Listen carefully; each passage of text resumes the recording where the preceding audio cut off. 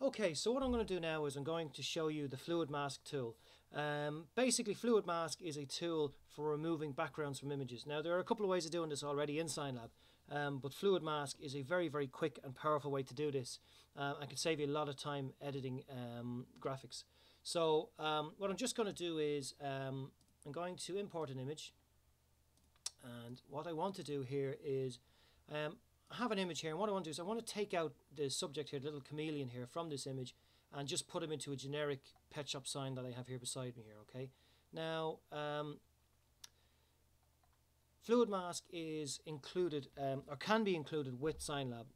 It's not in by default, it is an add-on, an extra, and as I say, if I go up to image and go to and Fluid Mask is available, then it's in your package. If it's not highlighted, then it's not available, and it's something that you can contact me to get installed. So just click on Fluid Mask. Now it brings me into out of Lab and into a separate option here. Now I have a couple of different things I need to explain.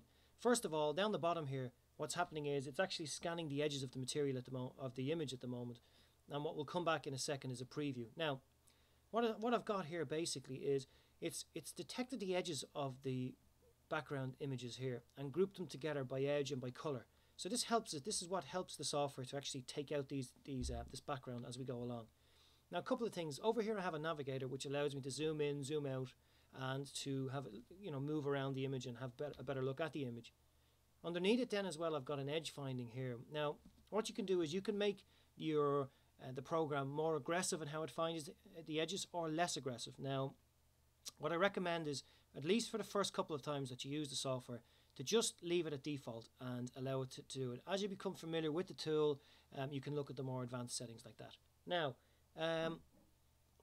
what else I have here is I have a view where I can look at just the original source. I have my workspace, which is where we're going to remove the background, and I've also got a cutout tab, which I'm not going to use at the moment, which will show me the final image with everything removed.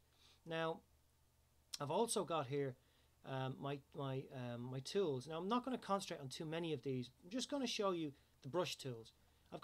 There are 4 tools I'm going to show you.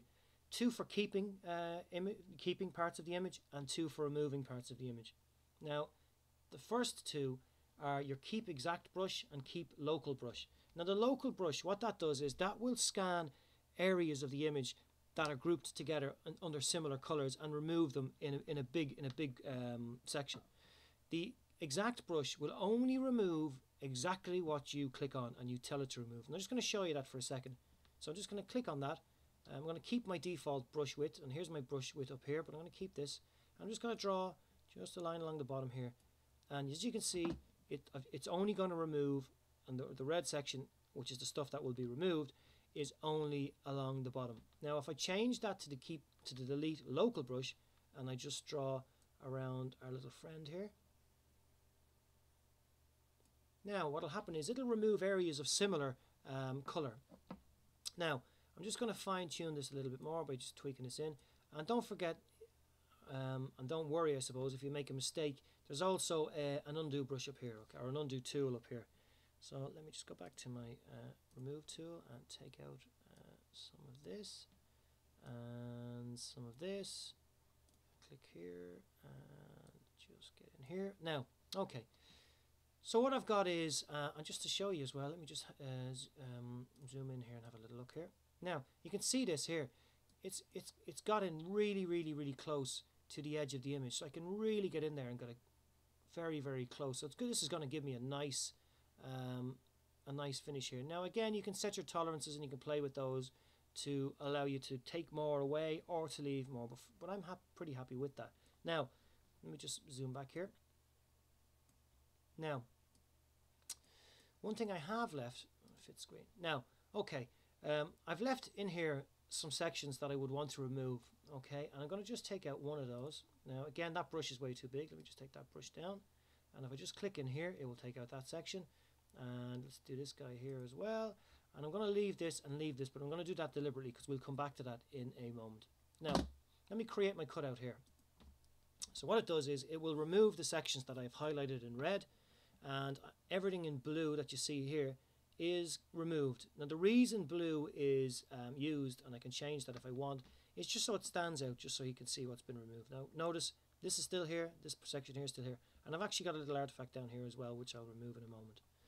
So to do that, I'll go back to my workspace, and remember here, this section here is I want to take these out. So back to my tools again, and I'll just click in here and click in here, and then likewise just draw down here just in case I've left some section there. And everything in green will be kept, everything in red will be removed. Okay, and if I wanted to add something back in, I could either do it locally, so click in an area and it will keep a certain area, or if I wanted, I could actually draw an area that I wanted to keep as well. Okay, now I'm not going to do those. I'm just going, well, let me just show you those. So let me create my cutout, and you'll see I've put this section back in, and I've put this section back in, and I've taken these sections here out. Okay, now let's remove these again. So back to workspace, back to my delete local brush, click on there, and click on here, and let me actually just increase that brush size and draw around here.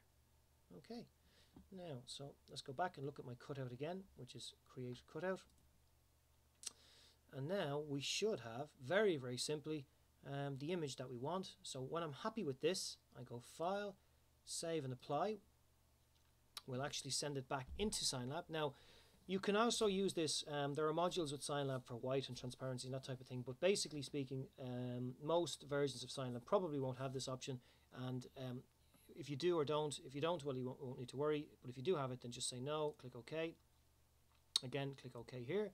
And here's our little friend now, minus our background. So I can just bring him over and drop him onto our sign wherever I want. And you can begin to have a bit of fun then by moving your graphics wherever you do or don't want. So let me just have a look at that.